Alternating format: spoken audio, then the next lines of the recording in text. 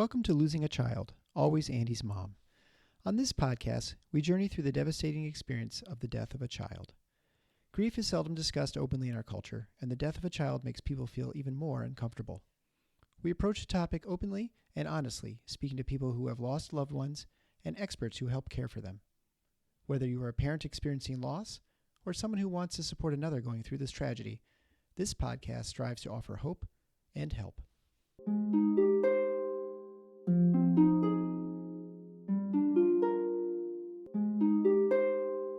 Welcome to episode 73 of Losing a Child, Always Andy's Mom. I'm Marcy Larson, Andy's mom. As we all know, losing a child is always horrible and devastating. It rocks you to your core and makes parents feel like a part of them has been lost forever. No matter what the cause of death, the loss is tremendous. But there are certain losses that make grief even more complicated. One of those types of death loss is when you lose your loved one to suicide. I feel like in those cases, people really don't know how to treat the loved ones who are left behind after suicide. Today's guest, Carolyn, talks about her grief journey following the death of her 21-year-old son, whom today we are calling Jimbo. She always calls him Jimmy, and we'll call him Jimmy throughout the episode, but since I had another Jimmy's mom on less than a month ago, she decided to go with Jimbo for the title. He often went by Jimbo as a nickname to his friends and family, so she knows that this title will give them a little bit of a smile.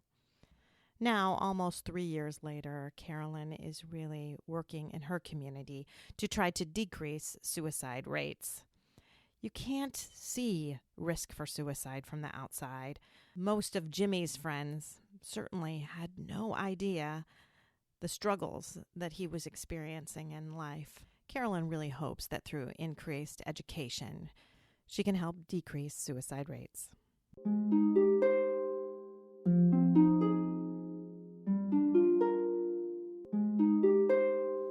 Thank you so much for joining me today, Carolyn. I am really looking forward to our talk and to hear more about your son, Jimbo, because we are calling him Jimbo today because you are the second person I've interviewed this month who had a son, Jimmy. So tell us about Jimmy or Jimbo.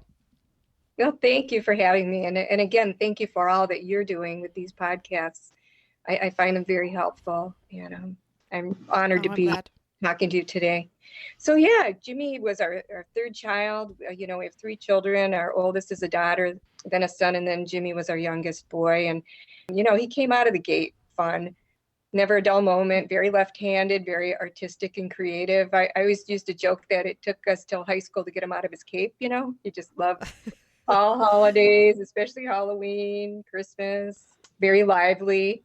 He had lots of friends, very friendly. So he's just always fun to go out with because he seemed like he always attracted people everywhere he went, Mm-hmm.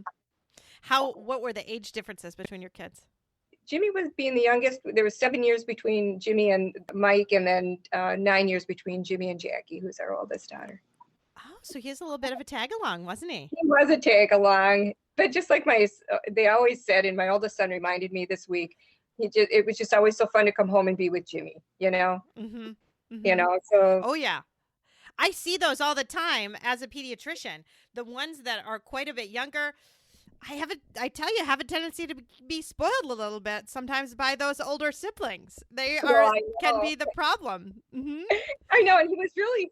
I have whole conversations about discipline with families and say, you know what? You know who the problems are? That big brother and sister. They're your problems. I know you're doing a good job, but you need to talk to them. That just because they look cute, you can't give them everything they want. I know, it's true. And Jimmy was known for speed. He was a really fast sprinter. So his brother Mike always takes credit, and his friends, because they say how he chased Jimmy around. They lure him to the basement and scare him and chase him, or they go around the house. So when Jimmy was winning all these awards in track, his brother would say, "Hey, I take some credit for that." Yeah, for sure. For sure. 7 years difference. He was chasing him down. Well, then, and Jackie was a sprinter. So this is a great memory. So she went back when he was a senior in high school and helped coach the girls. So they had a lot of moments together, where they shared. That's great. Yeah, it was really special and very nice. Yeah. Super fun.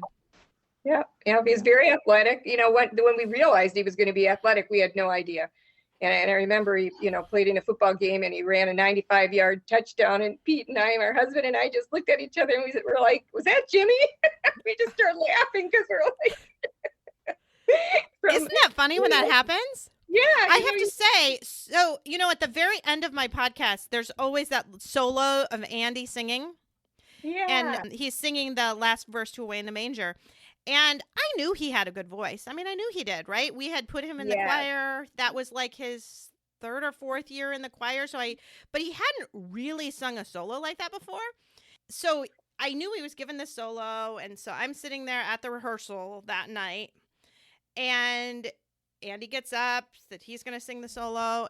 And he starts singing. And I'm like, oh my word, this is amazing. I had no idea he was this good. And so then I'm like trying to listen, and then I'm fumbling with my phone to try to record it. And so that's when the director actually said to me afterwards, he turned to Andy and he said, "That was perfection." And then he turned to me and he said, "Did you get all that on the video?" And I said, "No, I only got the last 13 seconds," because I was so blown away. This. I just couldn't believe that he did it. So then he said, "Well, Andy, you're going to have to do it again." And he turned to Andy and they started over and he had to sing the whole solo again so I could record it. And then what a blessing that was to me. Because obviously, 8 months later he was killed, and I have that memory of that time. And then the coolest thing about that is that he sang that for me. I mean, he didn't need to sing it again. He didn't need to rehearse it again. But the director wanted me to have a copy of it. And then it has been, a huge blessing. We played it at his funeral. I play it every week on the podcast. But it is funny when your child ends up being like way more amazing than you expect them to be.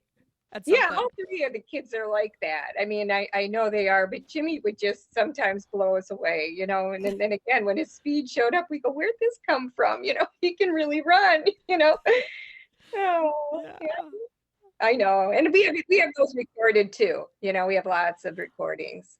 So I'm glad. Isn't that fun? To be able to look at. Mm-hmm. Yeah. It is fun. It's bittersweet. It makes me sad too, to listen and to watch it. And I have to be in a certain mood. There are certainly days that I put that on the end and I don't listen to it because I just can't handle it that day. But yeah, it's true. Like, I listened to your podcasts and I can see one came out yesterday. I read it. But because I was going to be interviewed today, I thought, no, I'm not ready to listen to that. Do you know what I mean? And I'll listen to it when I get into a different frame of mind. So I understand. Exactly. Exactly. I know. I've had people say to me, "Yeah, yours is a podcast that you don't binge listen to, that you don't listen to like 8 of them in a row." Like, nope, you are right. You do not. No. Although actually the woman yesterday, you're going to like her. She is great. But she drives from North Carolina to Pennsylvania, and she will binge listen to a whole bunch of them on that drive. And she's found it so great. I'm glad she did, but she's awesome. Mm-hmm. Yeah, it would depend on the day. I think a certain day. I think it depends on the day. Mm-hmm. Yeah. Mm-hmm. So why don't you now go into talk about what happened to Jimmy and what was going on with him? Yeah, I'd say, he had different times. I can think back now to when he was skiing one time and he hit his head. He ended up with head injuries, right? He had concussions. But the one I remember the most, it was his junior year, and it was during practice. And it's my friend who also lost her son to suicide. Her son got his worst concussion during practice. We found it interesting, if you don't pay, like, he didn't play defense, a bigger player came in and just kind of cleaned his clock, whatever, right? So when he came home that night, I remember looking at him and he said to me, I don't feel like I'm inside my body anymore. Like, I feel like I'm outside of my body. And I said, I think you're good. You know what I mean? And I remember talking to him about football, and I said, "You're fast," and soccer wanted him because he's fast. You know what I mean? Cross country wanted him. He was just, how when you have a gift, you're wanted. And I remember telling him, you have to be very careful. And it wasn't just his size. He was smaller. My friend whose son died of suicide was 6'3", you know what I mean? And Jimmy was 5'6", 5'7". He wasn't really tall. And it's like more like my dad. But anyway, so he did go see a sports doctor, you know, and we saw more depression that winter. I think when you leave your sports, it even makes you sad. When you leave football, Yes. they make fun of you, you know, that really. So this was 2013. This is really just as the movie Concussion was being talked about, and you know, the doctor, you know, was talking more about concussions in football and the link to CTE. So he used to research CTE. He thought for sure he had it. You know, that's how he was. So it wasn't until like after he graduated, and we may have found a functional neurologist just before that time, someone who kind of works more with your eyes. And I don't know if you've heard of functional neurologists, but you know, we had tried all kinds of different doctors to try to help him feel better, and you know, where bright lights wouldn't bother him. And he really didn't talk about suicide. He talked about depression, but even then, nobody really said, oh, maybe you should have this screener there and a safety plan, right? Nobody really talked about the potential for suicide.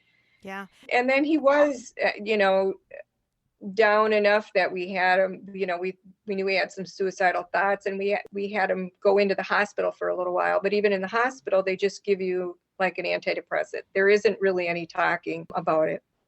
So fast forward to, you know, he's going through college. He's going a little bit slower because, you know, he didn't really process things as well and got overwhelmed a little more easily. Which really seemed a result of that concussion, of that bad concussion. Yeah, I think it's that. And I think that, you know, like I know that he had OCD, you know, they said he had OCD with intrusive thoughts. I don't have that. And so I don't understand so much the intrusive thoughts, you know, but he did see a psychologist for it. But he was pretty much in 2016, we met, you know, I introduced him to Father Dominic, and Father Dominic, excuse me, kind of took him under his wing. And Jimmy felt really good. It was like my best year, my favorite year with my children. And I think I sent a picture of you with all of them on a sailboat. Yes. I think as a mom, it was my favorite month of my life because all three of my children were feeling good. Does that make sense? Yes. They're all healthy and feeling good. So at any rate, in December of 2017, he just accidentally got hit in the head again. And he came home to live just for 6 months. It was just like we had a living arrangement change, right? And he was home, and we watched the movie Concussion, and I asked him questions. I said, what are your symptoms? I did get worried. And he said, oh, the lights are still bright. That's kind of never gone away. I still don't focus as well. And I said, okay. I said, well, which doctor should we go see? And he went back to the functional neurologist. He was going to make an appointment, which he did. So he went to see her, I think 2 weeks before he left us. And I asked him how that appointment went. He said, good. He said, but my balance isn't off. I said, well, is there, you know, anything else we should do? And I remember in that time frame asking him, because he was in the nursing school at Northern, should you talk to your nursing advisor? And he said, no. And then I left the week before he left us to go downstate because my daughter was in pharmacy school to see her. I had some training downstate, and to see her give a big presentation, you know, she had to give a presentation. So I wasn't home when he left us. So, and we were worried about him. I said, you know, he's off. I go, is he okay? You know, and he talked to my daughter a little bit, but not everybody in the family even knew that he wasn't feeling as well, because he was, you know, you're trying to teach your children, right, to find the resources that they need. That makes sense. To be resilient, I would say. To be resilient, yep. And but I talked to him on that Saturday, which was February 24th, and I was downstate, and I accidentally FaceTimed him, and I'm so glad I did now. But now in hindsight, I look back, and he had his hood kind of up over his head, and he hadn't been doing that for very long. But what are you going to say to your child? Why is your hood up? You know what I mean? Do you know what I'm saying? Yeah.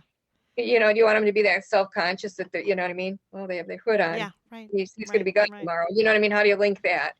And I just know that I woke up. I was sick because I had like a cold, and I woke up on that Sunday at 1 a.m, which is when they say that he left us. And I all of a sudden woke up and didn't feel good. And it's as though I knew, you know what I mean? And I got up and slept on the floor, of all weird things. I never do that. Yeah. And I remember the next day I couldn't get a hold of him on the phone.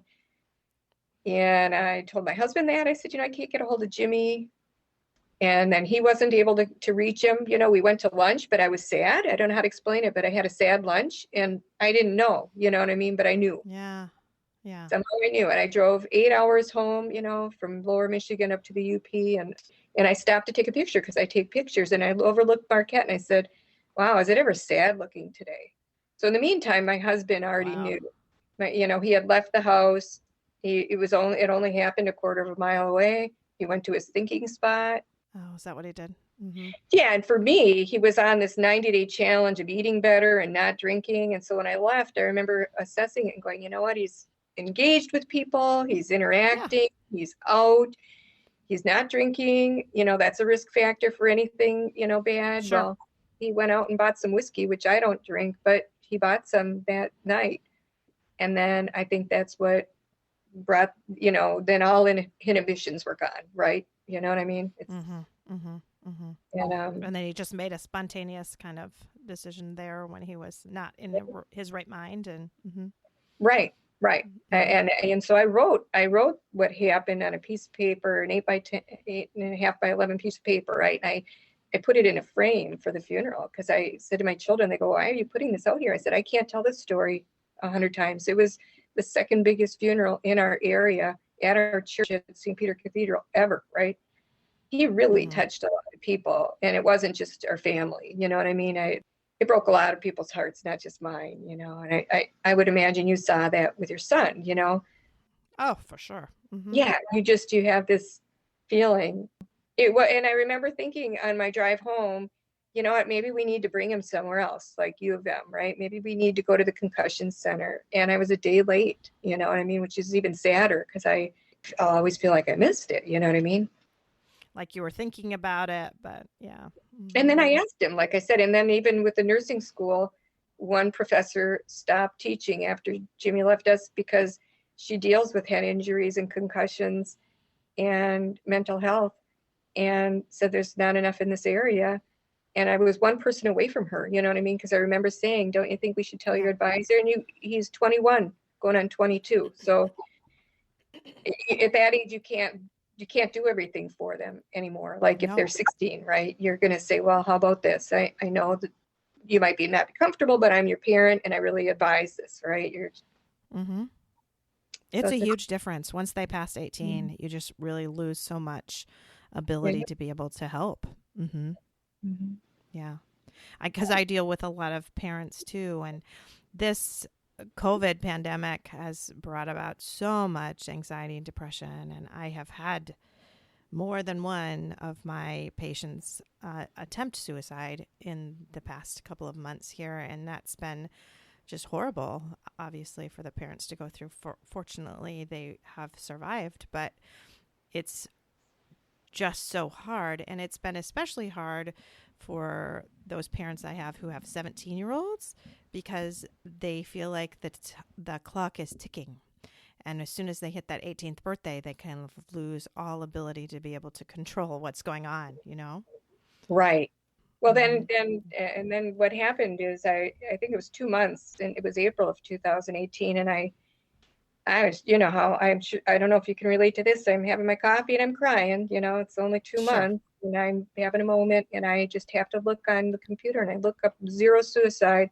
And all of a sudden I see this program at the Henry Ford Health System and I see this which name is in Detroit. Yeah, in Detroit. And I go, oh my gosh. And then I read about it and it's like, oh my gosh, in 10 years, they reduced suicides by 80%. I go, why doesn't anyone talk about this?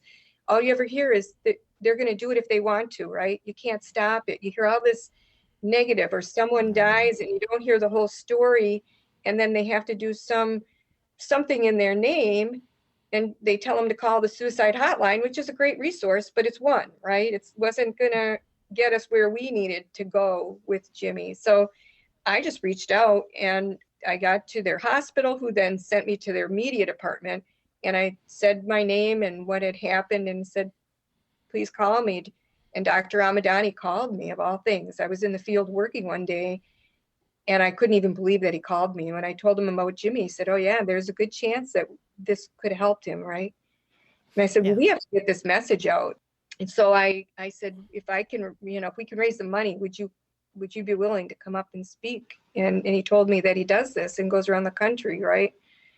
And lo and behold, then right after Jimmy, so this is now May, I get this message that another mom, a friend of a friend's son, passed of suicide, right? And then another friend, 2 weeks later, and some other people tell me about another person I went to high school with who lost her son to suicide, right? And I go, oh my gosh. So I do my best to reach out because I'm not really firing on all cylinders, right? I don't have I don't have abundant energy at this time, but I did reach out, and I'm so grateful for my two friends.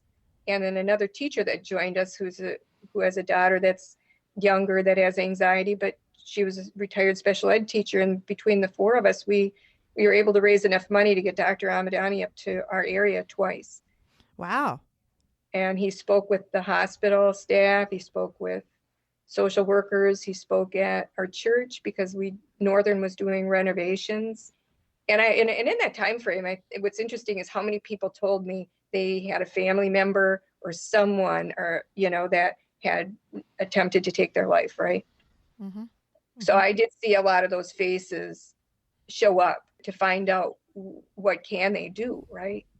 So the hope is, and what I found that I wish we had known about is have you seen that QHP9 depression screener? It's the PHQ-9. I give it all the time to patients. Yeah. And so, I think in Jimmy's case, for sure, he would have tested positive, right? And when we went to the doctor, he was honest, and they say people who are suicidal don't say it, but if you ask them the question, they'll answer it honestly. They will. Yes. Yeah. And the other thing that's such a fallacy is that people think, I don't want to bring up suicide because it'll put it in their head. That's just garbage. It's right in their head already or not. So voicing it, saying it, asking, I mean, I just have seen, I see teens with anxiety and depression now kind of all the time. And I ask them point blank every time, have you thought about hurting yourself? Right. And they usually are quite honest with me. Yes, I have. The last time was a long time ago, or I've been thinking about that recently. They're very open about it if you ask. And then I talk to parents about the fact that you need to ask. You need to bring it up because it's not going to give them the idea. It's only going to make you aware if they really are. Right. Right. And so I would ask him, but I didn't always say, are you thinking of hurting yourself again? I remember asking him that. He goes, oh, Mom, I have hope. Right. And we had been told he was in a remission, and he was so open that I'd say, what are your symptoms? Well, they don't always answer that. But how would I know if I'm not told that? We didn't look at it. So often you look at treating the depression or the OCD or those thinking the suicidal thoughts will go away, but you always have to focus on the suicidal thoughts. Right? Yes. You can't ever lose sight of that. So then we almost had a safety plan because I said, remember when you were feeling good, we always said, what will we go back and do? Right. Which is similar to a safety plan, right? Conversation with him, but we didn't write it all down. And I know for a fact that where he went, the people we would go see would just tell him he had a good life. They weren't on board. Right. Yeah. So the difference is that's not helpful. It's not helpful to say that to people at all. Right. You can go to a social worker or no, you can go to a suicide prevention little meeting, right? But that's not your doctor. And what they found at Henry Ford is, I think it's 64% of them go to the doctor within a year, and almost 40%, which was Jimmy, they go 2 weeks before they leave you. So they're there in your office. So you're not going to change that behavior, right? We all want to try to change that. So they went with what's going on. Does that make sense? They're capturing those patients because they're looking at that behavior and they know where to go capture them. So it's not happening here, like it wasn't happening when we would go to the doctor. And I'm telling you, Jimmy loved his doctors loved him. This isn't to fault where they were, but I don't think the training's there. Right. And I do think things are getting better in that regard. If I think back to several years ago, we didn't used to screen every teen when they came in, and now we do.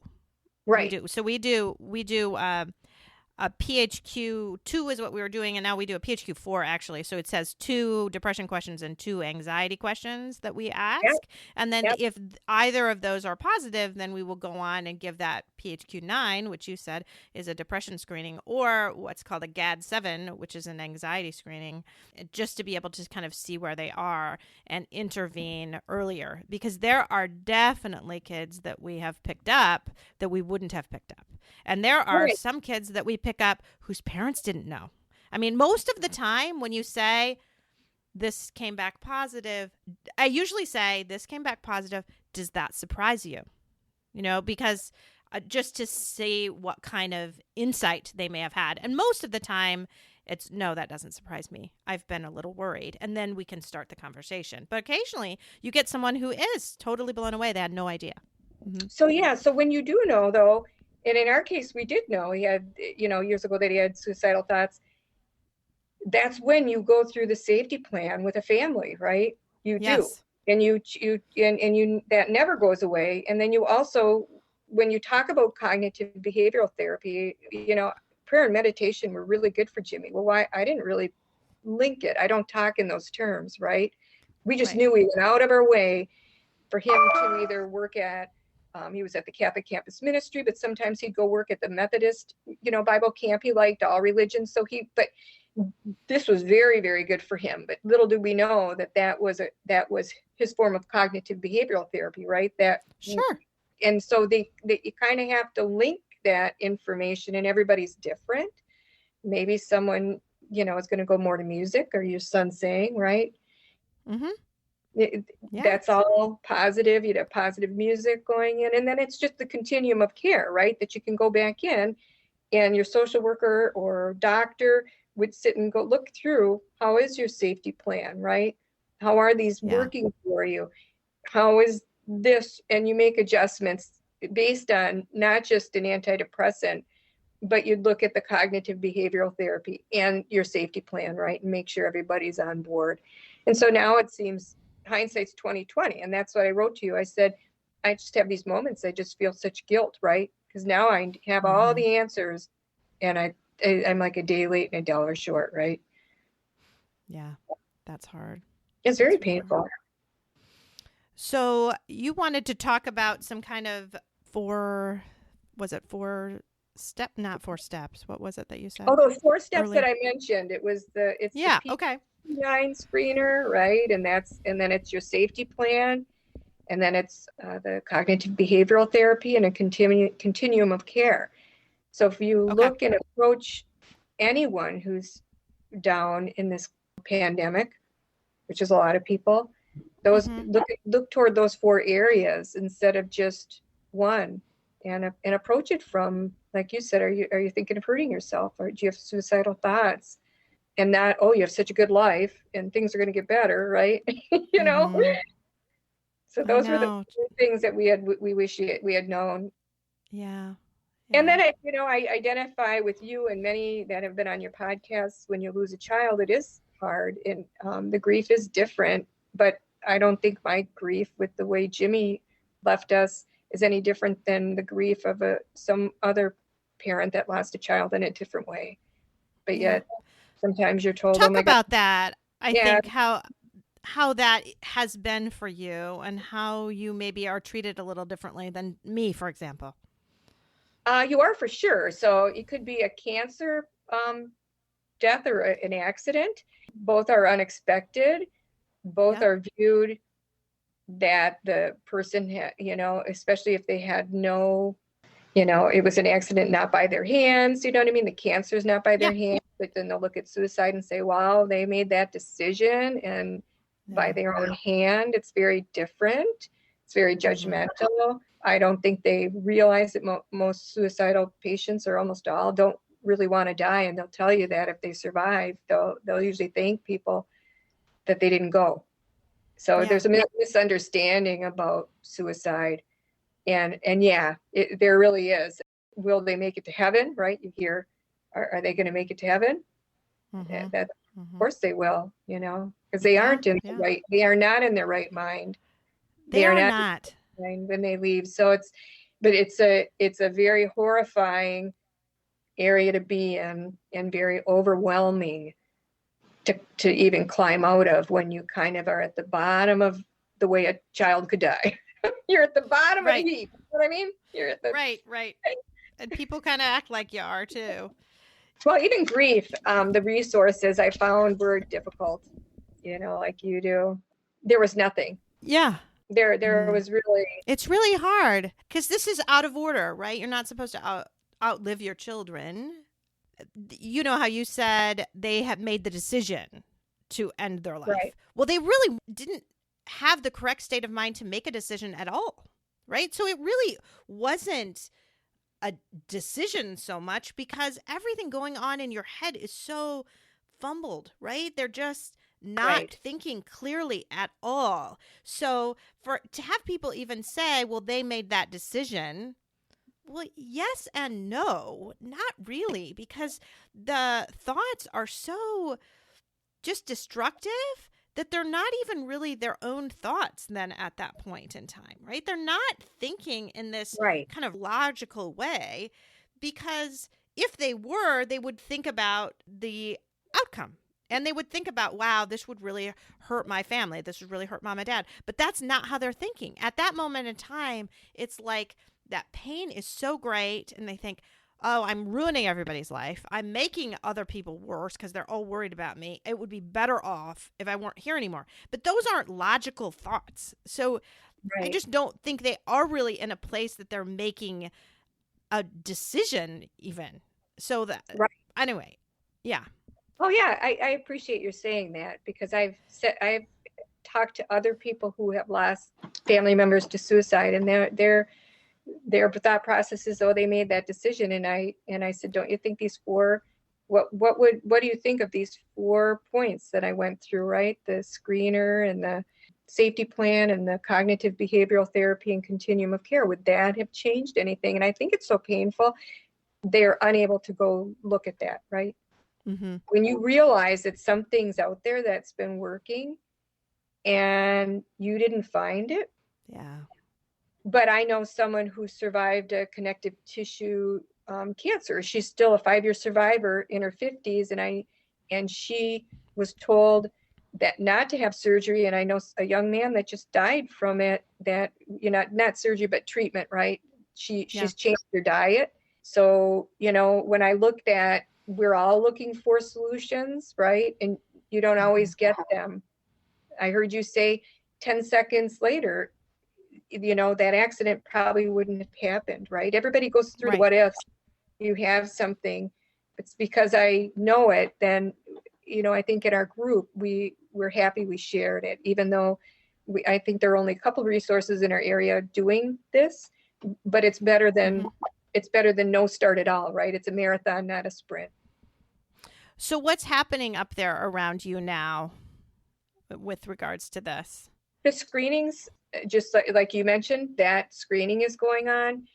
The next step that I wish that if it was a positive screener, that they actually would go through and talk about these other 3 steps, which would be, I'm going to give you an example of a safety plan. And I think if you could sit down with their family, maybe what's missing are social workers to be able to work with patients and families to create those, look at different cognitive behavioral therapy. What is it?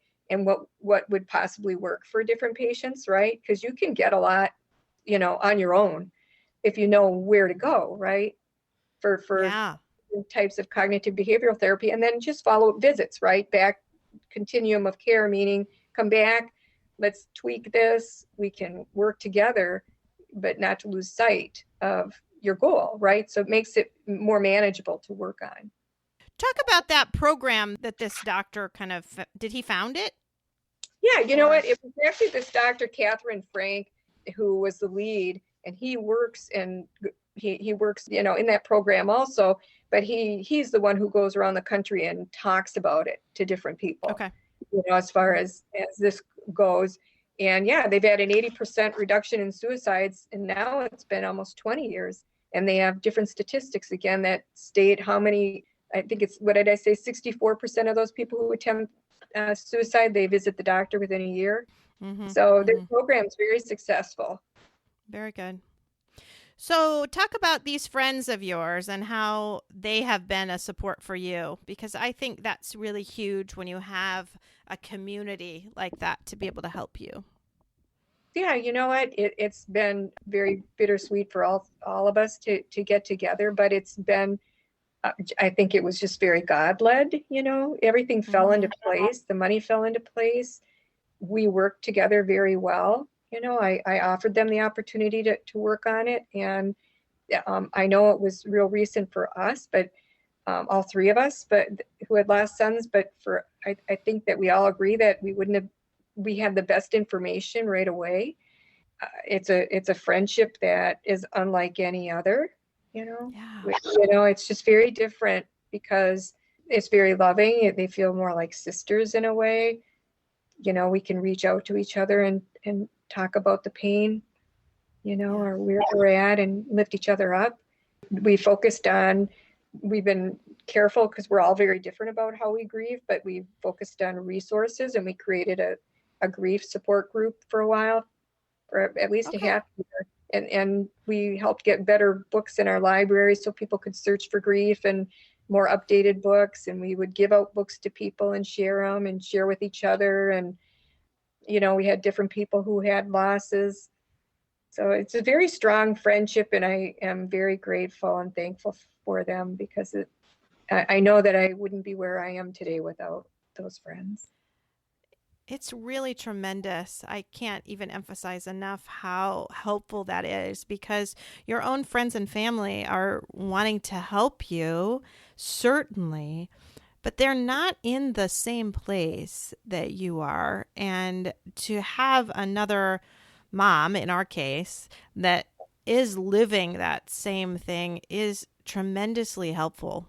Mm-hmm. I had somebody on not too long ago, or someone that I was talking to anyway, who had lost her son and was trying to talk with family members. And one of the family members said, well, he was my nephew too. We lost him too.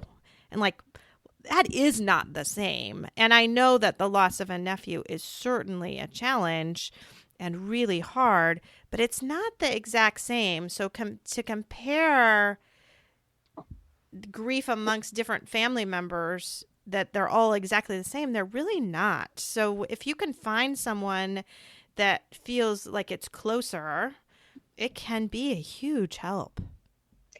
And maybe it's because the older children were so much older than Jimmy that, for us, we were tripping over each other in our grief, so this was all of our biggest loss to date. And we are all grieving at the same time. And then you want to help each other.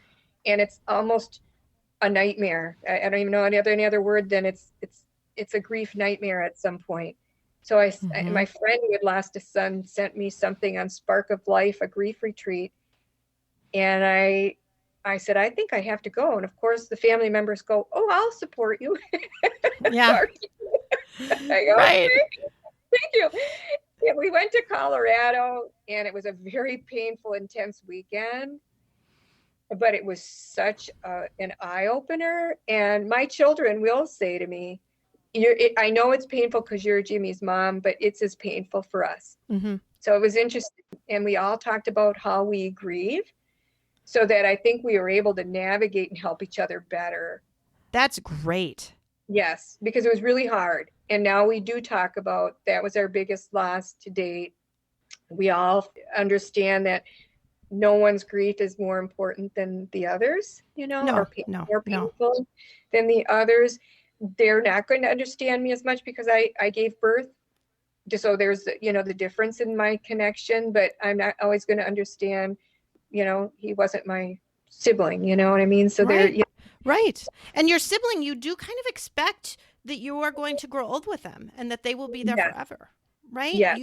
That is a difference that they have to live through, is this brother that I had that was supposed to be there forever.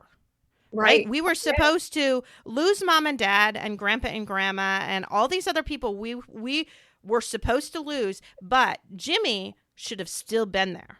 Right? So when Jimmy's not, That's big. And the other thing too is I say this so much about how the siblings try to protect the parents so much. And so they oftentimes don't process their grief as well as they should and do as much with it just because all they're trying to do is protect us. Yes, I would agree with you. And my oldest son goes to the hunting blind. It was Jimmy's hunting blind. And he goes, and he does cry every year, you know. Jimmy just in November before he left us wrote his name in there, you know, but he gets to look at his name and we have a picture in there. And so, yeah, it's bittersweet for him every time he goes, but he wants to be where he spent a lot of time with his brother sitting in there. So it's like every year there's something different. And I agree with you that the kids, they wanted to protect me too. So for sure. Absolutely. They do. Yeah. I think back to just this past weekend, we used to always do a lot of cross country skiing. We go up north and we cross country ski. We talked earlier about how we're a Scandinavian family, so we enjoy the snow and do stuff in the snow. But as a family, we always did. And Andy was my biggest cross country skier. I mean, gosh, that kid would be out on those skis and he'd just zip around. He was so fast. And he would be always coming back and checking on me and making sure I was okay when we went out as a family. He would go out on the cross-country skis and just go around the yard. I mean, he loved it. So since he died in 2018, I have not wanted to go at all. I just got, right before he died, I got myself new skis, new boots. I had all this stuff. And I've not used it at all. And we finally went out last weekend and they went out to a nice place, my son and my husband, and I said, I'm not up for that. We'll just go. Our house up north is right across from a cherry orchard. We'll just go out in the orchard. So we just went out in the orchard, and I sobbed the whole time. I mean, I skied for like an hour, and I never stopped crying because all I could do is all I could see, Andy everywhere. So that's like the deer blind, I think. You know, you end up feeling like at some point in time, I kind of want to do that because it was a big part of our life together. And it was something that we did as a family. It's something that the brothers did together. So you feel like you want to do that. But on the other hand, it's so incredibly painful. Well, yeah. I mean, I went to the location where he left us and everybody wants to go there to begin with or pray there. And it took me a while to go. And it's somewhere I'd never been with him, and it had no power over me. It's interesting as you face your fears, you know, sometimes where you think you'll just cry, I didn't. I go, I have no memory here. Do you know what I mean? Like I didn't have any, but when I'm in church, you know, we went to church a lot together and he would hold my hand and I just miss holding his hand. I loved holding his hand. It was just so, his touch was just so loving and gentle, you know, and so one time I was at church and a younger boy, you know, like maybe between 15 and 18, right, was next to me and he held my hand and I just lost it. I just started crying and the poor thing. And I tried to hide it from him, you know what I mean? Because I missed it. So that was my trigger, you know, just like the skiing, I totally understand. It just depends on what it was. But boy, it just like made my heart just go, you know, that deep, you know, and then it's cleansing. And you just have to let it out, you know. And I think like Scandinavians, we do cry. Scandinavians are, I know to cry. We're criers. Yep. We're criers and not ashamed of it. You know. Oh yeah. But you know, today, you know, I cried this morning before I talked to you because it just, you know, thinking of him, I miss him, and I asked my two sisters and my brother, my son and daughter. And not my husband, because this is hard for him, you know. He knows I'm interviewing today. But then a friend who was more like a second mom to Jimmy. And I said, okay, did I do anything right as a parent? Because sometimes you just doubt yourself, you know what I mean? And then, you know, they wrote these positive things. I said, I have this interview. I said, so what do you have to tell me about Jimmy? And they all said he was a bright light. He would light up a room, you know, he was always smiling. He loved God, you know, and he did. He brought people toward God. He had a bright, beautiful personality. You know, he was funny. He was smart. He would do anything for anyone, and family always came first. And it was so good to hear. But here's one. So I prayed all week for a sign. And I go, and I didn't get one today. And that was part of why I was crying this morning. I was kind of bummed. I go, I did not get a sign at all this week. And I'm talking to Marcia today. Right? Yeah. So my sister Sue wrote this morning because her daughter Gianna is my goddaughter. And I only see them once a year. And I didn't get to see them last year because of COVID, right? And they live in Texas. So Suzette wrote to me today. She said, last night, Gigi said she had a dream of Jimmy. And the night before, right? So this would be 2 nights ago. And he said he loved her and all of us, and specifically mentioned me. This has never happened with Gigi. You know, I've heard of other people having dreams. Oh, yeah. And my sister said he must be sending love and support, you know. And she had no idea that you wanted a message from Jimmy, did she? No, her husband's just getting over COVID. I mean, the poor thing, she just is, you know what I mean? They're just getting out of quarantine. Yeah. They just had a rough, few weeks. So she didn't know I think I told her a long time ago I was interviewing, but she's had all this other stuff going on that she didn't remember till I told her today. I have that big interview today. Yeah, that's a big sign. That is so beautiful when that happens. I always get almost scared to ask for signs like that too. You know, like I just somehow didn't be disappointed. Yeah. And then, but today, I had this strong urge, and it must have been God again. You know what I mean? Okay, I'm going to write this out, and I sent it out, and I had no idea this would come back. Well, that's beautiful. So it does give me some peace.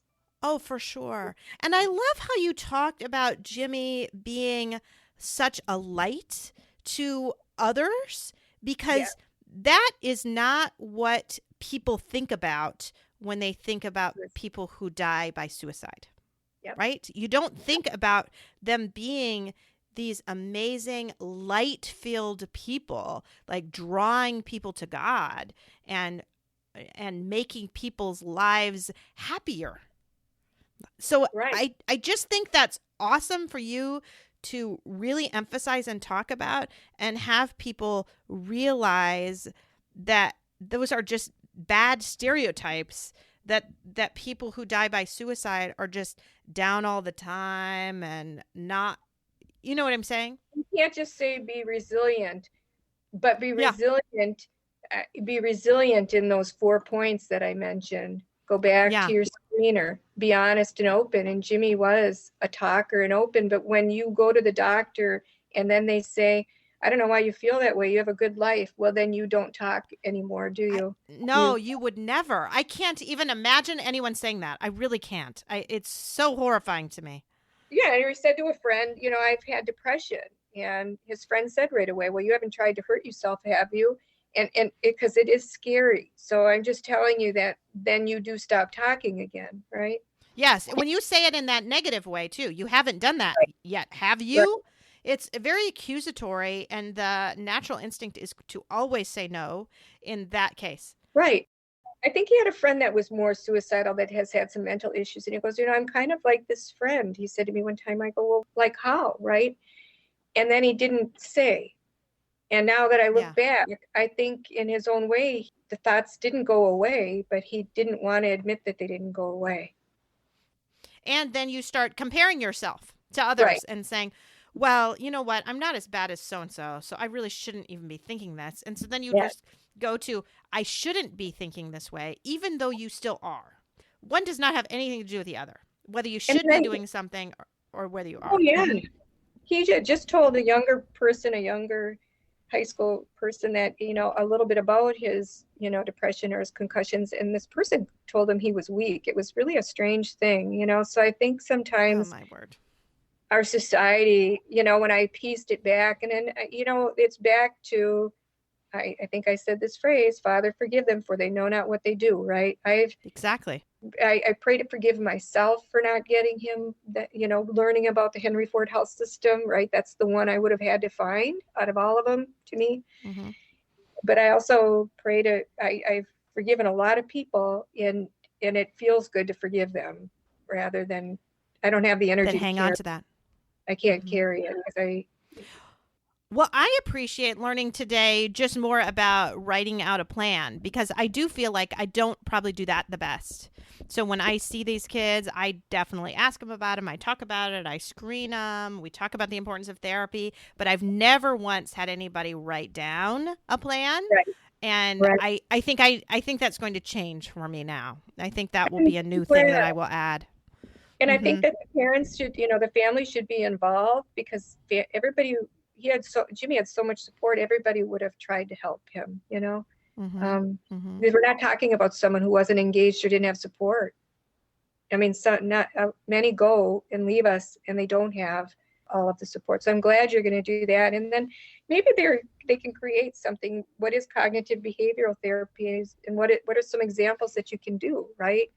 Mm-hmm. Where I mentioned yoga's one, prayer and meditation, there's exercise, right? Well, I think back even to myself when I was in college. So my mother had passed away from cancer when I was away at college, and that was extremely hard, right? It was horrible, and I was really sad. And my low point was actually one of my friends wrote me a letter. She was like had been one of my best friends. She wrote me a letter saying she just couldn't be around me anymore because I was just so sad all the time. Like, that does not help you, right? So then I started having even suicidal thoughts and college when I'm by myself. And I had, turned to another friend who had me call a hotline. But I had been seeing a therapist there, and it really was not helpful to me, that particular therapist. And I'd been going on for quite a while. And I remember my roommate saying to me, "You kind of seem worse every time you see her." And so I found a new therapist, and the new therapist was actually not a therapist. It was one of our campus pastors. And I felt better every time I saw her, because what I needed was that spiritual piece that I didn't have from that secular counselor. But when I talked to a pastor, I felt so much better every week, and I felt like I was actually starting to improve. So it wasn't like a classic therapist, but it's what I needed. So I think that's a really good point too, to think outside the box a little bit, and that yoga or other things can be as effective as therapy for a specific individual.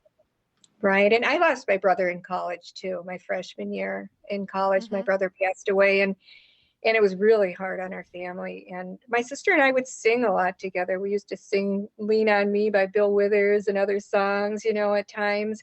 I had a counselor that I tried to see, and I made the counselor cry. So it wasn't helpful at all to me. I go, no. Okay. But we would go to church, and I think the spiritual aspect also was very helpful. No doubt about it. So yeah, I've had some other big losses too. And that's why I think I knew I had been through a big loss already, and you had too. So I know I navigated a little differently. Although I feel like I kind of thought I was going to know what to do more than I was. It did knock me down more than I might have expected, because I felt like I kind of knew grief, and I did grief, and I had gotten through grief, and then Andy dying just knocked me all the way back, like I had no idea. Yeah, I got knocked down physiologically. I couldn't eat. It's a physical. Food didn't taste good. It was very different than losing my brother. Both of my parents have been gone for 10 years, and they've died older.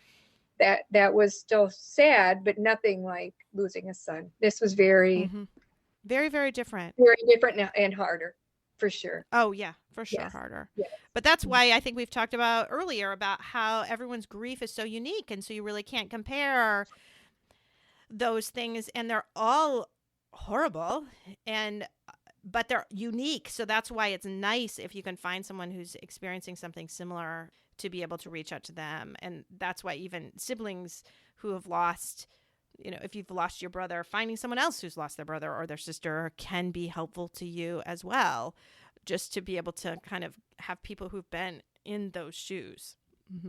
And that's why I do appreciate your podcast, because I do relate to all of the parents that you've had on, and you. And I'm so sorry for your loss and their losses. And I hope somewhere Yeah. that any of this information helps another person, Yes, for sure. And I do thank you for coming on, because I do think when you are grieving, sometimes that grief can feel so overwhelming that people think about suicide then too, right? Because the grief can be overwhelming. So I think it's good to talk about the suicide in that way too, just for grieving people to think about these things for themselves and other family members whom they love. Yeah, but I think our priest said it's as though you're carrying a cross that has Jimmy on it, and it's heavy, and it is. And sometimes I have to think of how Mary lost her son, Jesus. I have to think of something different when I have that extreme, overwhelming pain,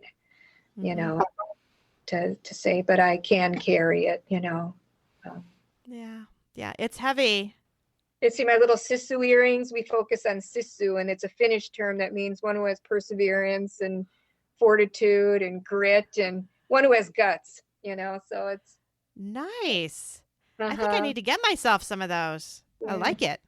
Well, thank you so much for being on the show today, Carolyn. I have really enjoyed our talk and I've learned a lot. So thank you for that as well. Thank you.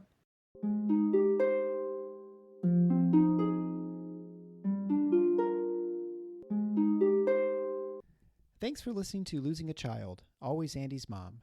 Please subscribe to the show on your favorite podcast player. We are always looking for new show ideas. If you'd like to be a guest, know someone who'd be a great guest, or have a show idea, please email us at marcy@andysmom.com.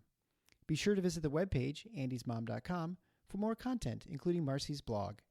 There you can also sign up to receive updates via email. Together, let's work to inspire hope, one day at a time.